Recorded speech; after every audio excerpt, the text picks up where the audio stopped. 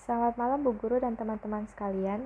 Yang terhormat Bu Evi, Sarjana Pendidikan, dan teman-teman yang saya kasihi. Pertama-tama marilah kita panjatkan puji syukur kita kepada Tuhan Yang Maha Esa. Oleh karenanya kita dapat hadir pada pidato saya malam hari ini. Saya mau berterima kasih juga kepada Bu Guru dan teman-teman karena telah menyempatkan diri untuk menonton pidato singkat saya di malam hari ini.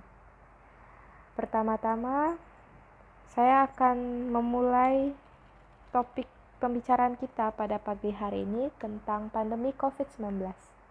Yang saya akan membicarakan itu adalah ada 2 poin, yaitu dampak baik dan dampak buruk di masa pandemi ini, dan juga pencegahan. Dimulai dari dampak baiknya. Dari dampak baik di sini saya bisa menemukan 2 dampak baik. Yang pertama itu kondisi polusi udara semakin berkurang dikarenakan kita dianjurkan oleh pemerintah untuk berdiam diri di rumah, lalu juga mengurangi aktivitas kita di luar rumah.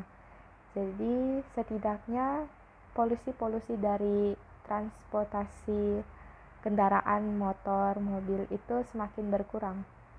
Jadi polusi udara di bumi ini sudah bisa teratasi, sudah bisa dikurangi oleh karena wabah ini ya. Yang kedua juga tentang sosialisasi kita di keluarga kita. Jadi kita dapat mendekatkan diri lagi kepada keluarga kita.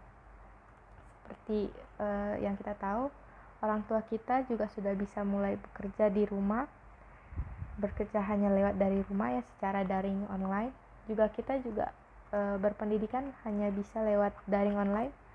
Jadi di dalam rumah itu sudah menjadi satu keluarga yang lengkap ya. Jadi bisa mendekatkan diri lagi kepada keluarga-keluarga. Lalu yang kedua saya akan bicarakan tentang dampak buruknya. Dampak buruknya di sini terbagi menjadi 3, yaitu dampak buruk di bagian ekonomi, dampak buruk di bagian sosial, dan juga dampak buruk di bagian pendidikan. Di bagian ekonomi, kemungkinan kita sebagai remaja dan anak-anak ya seusia kita mungkin belum terlalu merasakan dampak buruk di bagian ekonomi karena kita juga belum terlalu memikirkan tentang ekonomi, baik itu secara ekonomi keluarga. Yang lebih merasakan itu orang tua kita atau bahkan pekerja-pekerja, lalu juga anak-anak yang baru selesai kuliah ya, sudah lulus dari kuliah. Itu yang lebih bisa merasakan karena pada tahun ini wabah COVID-19 yang sedang merajalela di dunia ini. Jadi bisa dipastikan juga sektor ekonomi juga merasakan hal tersebut ya. Jadi banyak juga orang-orang yang bisa ditolak pekerjaannya karena ya semuanya sudah susah, yang sedang susah lah di masa pandemi COVID-19 ini. Lalu juga dampak kedua itu di bagian sosial. Bagian sosial ya lebih ke arah teman atau bahkan guru-guru itu kita tidak terlalu bisa merasakan pertemanan yang begitu dekat ya, yang biasanya kita bisa saling dari rumah ke rumah, atau kita bisa pergi ke sekolah bersapa dengan guru dan teman-teman. Itu pada tahun ini ya belum bisa lah. Jadi bisa mengurangi, pandemi ini juga bisa mengurangi sosialisasi kita kepada teman-teman dan guru-guru juga. Lalu juga di bagian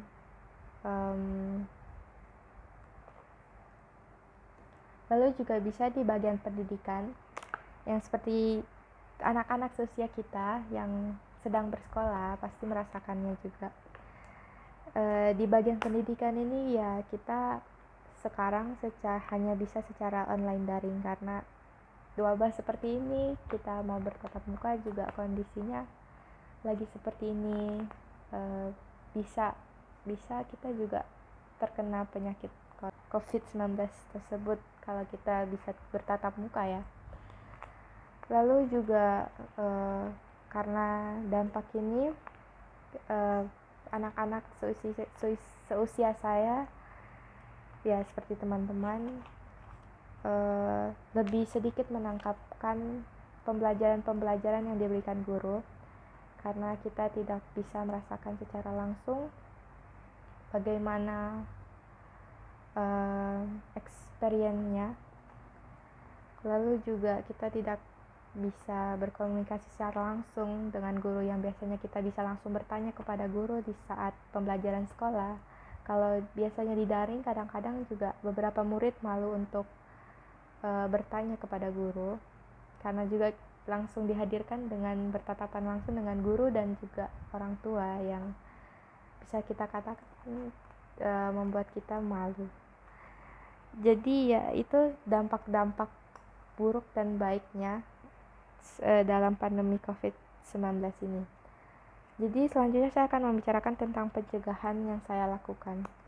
Biasanya saya mencegahnya itu dengan cara menjaga protokol kesehatan, lalu berdiam diri di rumah dengan anjuran pemerintah, lalu juga mengurangi aktivitas keluar rumah seperti biasanya mungkin kita setiap hari Minggu atau hari Sabtu mungkin kita bisa berlibur keluar untuk merefreshingkan diri. Mungkin kita bisa menggantikannya dengan kegiatan di rumah saja. Lalu juga pencegahan yang saya lakukan juga biasa mencuci tangan secara rutin yang dengan memakai sabun ya sesuai dengan protokol kesehatan. Itu mencegah kita dari wabah ini ya. Lalu juga di tahun 2021 pemerintah Indonesia juga sudah mengeluarkan vaksinasi tidak hanya oleh dewasa maupun lansia, tapi sudah diberikan kepada anak-anak remaja dari 12 tahun sampai 17 tahun sudah diperbolehkan untuk vaksin.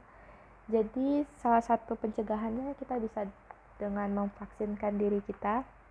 Jadi kita bisa pergi ke beberapa bagian-bagian tempat untuk vaksinasi dan sudah mulai bisa untuk melaksanakan vaksinasi.